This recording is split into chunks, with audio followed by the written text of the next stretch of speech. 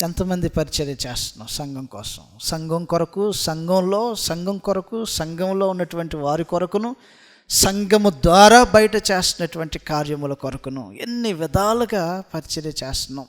అనేక రకాలని చెప్పాడు. మన స్థాయి ఎక్కడుంది? సంఘము ఏదైనా ఒక కార్యక్రమం అనౌన్స్మెంట్ చేస్తే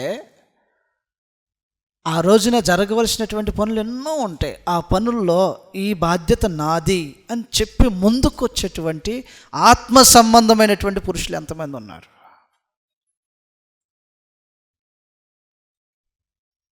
బాధ్యతారహితంగా ఉండటం,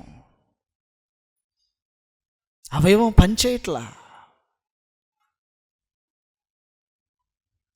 పనిచేయట్లా, ప్రతి అవయవం తన పరిమాణం చొప్పున పనిచేయాలని దేవుని యొక్క నియమం ఉంటే మనకు పట్టినట్టుగా అన్యజనులాగా ఆఖరిలో ఒకవేళ వచ్చి పాలు పొందుకునే వారంగా ఉంటే, కొంతమంది అసలు ఆఖరిలో వచ్చేవాళ్ళు కూడా లేరు.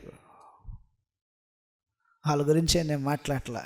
సంఘం యొక్క లక్షణం ఎలాగ ఉండాలా?